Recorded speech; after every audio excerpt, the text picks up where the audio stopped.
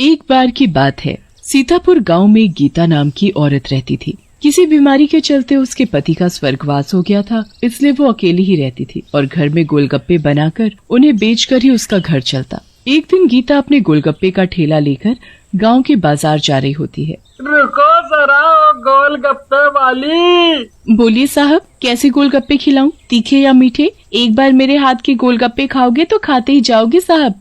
यार, ये तो दिखने के साथ साथ कितनी मीठी मीठी बातें भी करना जानती है? साहब, बेकार में मेरा टाइम क्यों खराब कर रहे हो? गोलगप्पे खाने हैं या फिर मैं जाऊं यहाँ से? तुम तो नाराज ही हो गई।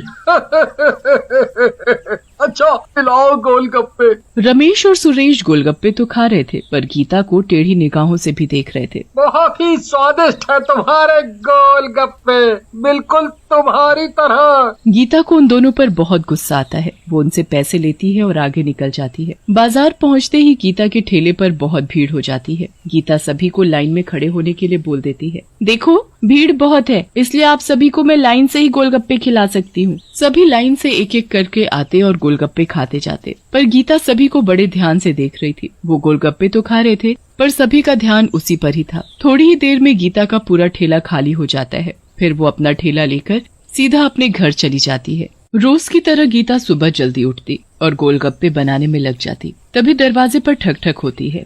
गीता दरवाजा खोलती है। बाहर कुछ आदमी खड़े थे। कौन हो तुम और क्या चाहिए तुम्हें? हम तो ये पूछने आए हैं कि गोलगप्पे तैयार हो गए हो तो जरा खिला दो हमें। सुबह उठते ही चाय की जगह तुम्हारे गोलगप्पे मिल जाएं तो मजा ही आ जाए। मुझे सब पता है, तुम लोगों को गोलगप्पे वोलगप्पे कुछ नहीं खाने, बस मुझे परेशान करना है। तुम सब मुझे ताड़ने आए हो और कुछ नहीं। अभी तुम्हारी पत्नियों को बोलूं जाकर तुम्हारे बारे में? अरे गीता रानी, तुम तो नाराज ही हो गई हैं?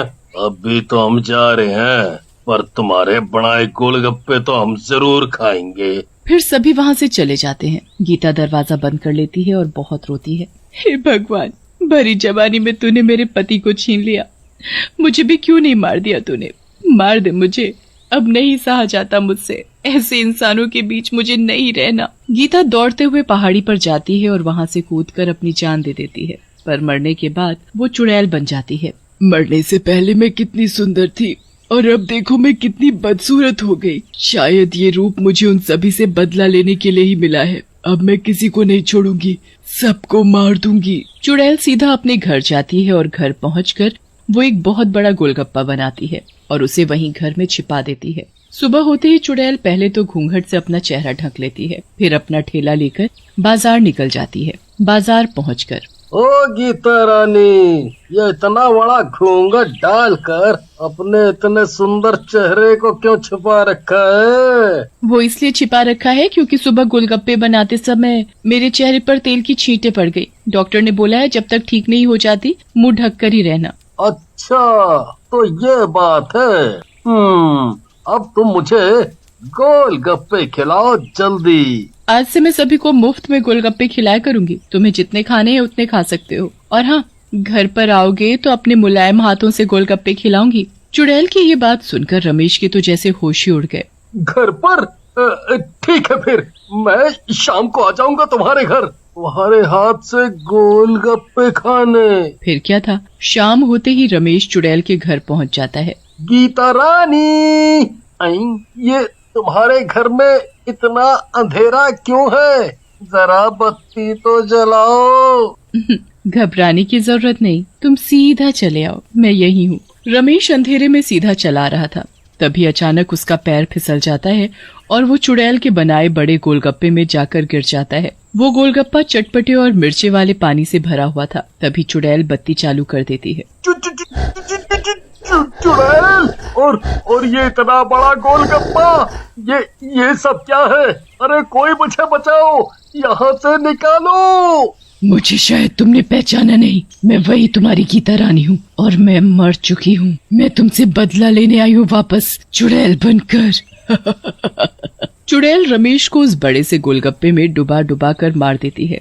अगले दिन चुड़ैल फिर से गांव के बाजार जाती है अपना गोलगप्पे का ठेला लेकर। तभी ठेले पर महेश आ जाता है। आज तुम इतने बड़े घूंघट में बात कुछ हजम नहीं हुई। आज मेरा मन बहुत अच्छा है, इसलिए मैंने सोचा था जो मेरे ठेले पर सबसे पहले आएगा उसे अपने हाथों से गोलगप्पे खिलाऊंगी। महेश को बिल्कुल भी पता नहीं चला कि वो अब गीता नहीं चुड़ैल है। वो तो चुड़ैल की बात सुनकर मन ही मन बहुत खुश हो रहा था। मुझे पता है, सबसे पहले मैं ही आया हूँ तुम्हारे ठेले पर, है ना? सच सच बोलना। तुमने बिल्कुल सही कहा। ऐसा करते हैं कि तुम मेरे घर चलो, मैं वहीं तुम्हें आराम से बैठकर अपने हाथों से गोलगप्पे खिलाऊंगी। फिर क्या था, चुड़ैल आगे आगे और महेश उसके पीछे पीछे चला जा रहा था। घर पहुंचते ही महेश गोलगप्पे खाता जाता है, बस खाता जाता है। खाते खाते उसका पेट बहुत मोटा हो जाता है। गीता रानी, बस करो अब पेट में बिल्कुल भी जगह नहीं बची।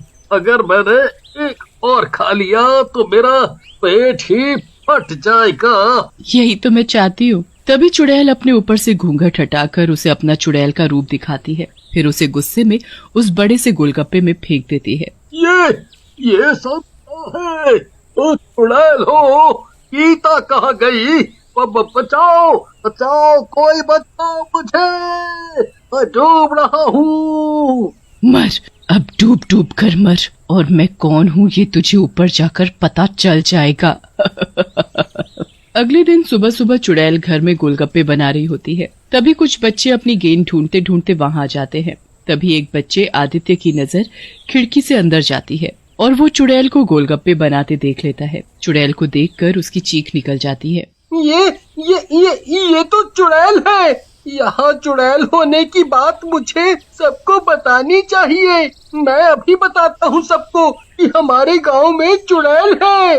तभी चुड़ैल उस बच्चे को देख लेती है। अगर तुम मेरे बारे में किसी को कुछ नहीं बताओगे तो मैं तुम्हें रोज गोलगप्पे खिलाऊंगी, वो भी मुफ्त में। तुम जितना मर्जी खाना, और हाँ, अपने दोस्तों के लिए भी लेकर जाना। मुफ्त वाली बात सुनकर आदित्य के मुंह में पानी आ जाता है और वो रोज चुड़ैल से गोलगप्पे लेकर खूब खाता और अपने सभी दोस्तों को भी खिलाता। चुड़ैल बच्चे को कुछ नहीं करती, उसे बड़े ही प्यार से गोलगप्पे खिलाती। ऐसे ही चुड़ैल और आदित्य दोनों में दोस्ती हो गई।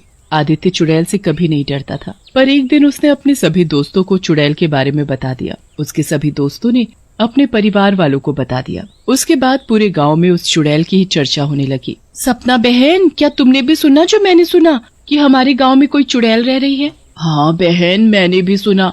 मेरे बेटे ने मुझे ये बात बताई और ये बताया कि वो चुड़ैल उस गीता गोलगप्पे वाली के घर में रह रही है। मैंने तो ये भी सुना है कि वो चुड़ैल हमारे बच्चों को रोज रोज गोलगप्पे खिलाती है। कहीं ऐसा ना हो गोलगप्पे खिलाते खिलाते कहीं वो हमारे बच्चों को ही ना खा जाए। इससे पहले कि वो हमारे बच्चों को खाए, हमें सभी गांव वालों को इकट्ठा कर उस चुड़ैल को वहाँ से भगाना होगा।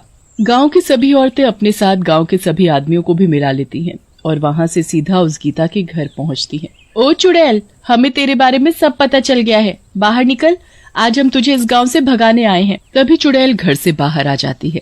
तुम लोगों को आखिर मेरे बारे में पता चल ही गया, पर तुम सब कान खोल कर सुन लो। मैं यहाँ अपना बदला लेने आई हूँ और बदला लेकर ही रहूंगी। उसके बाद मैं चुपचाप यहाँ से चली जाऊंगी। तुम हम सबको खा जाओ, यही तुम्हारा बदला है ना?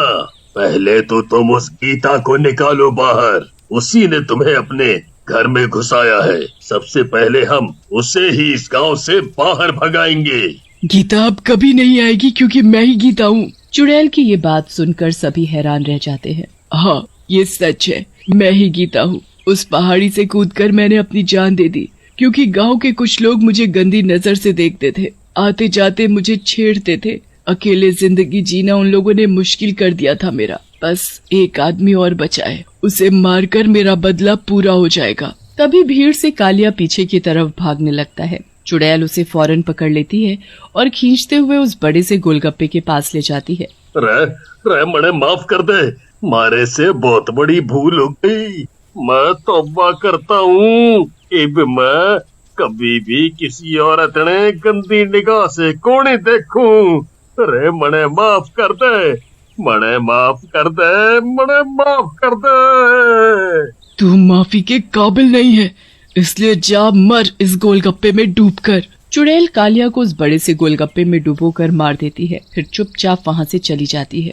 उसके जाने के बाद गांव वाले उस बड़े गोलगप्पे को तोड़ देते हैं। उसके टूटते ही उस गोलगप्पे में से वो सभी आदमी बाहर आ जाते हैं जिन जिन को चुड़ैल ने मारा था उनके सभी परिजन उनका अंतिम संस्कार कर देते हैं।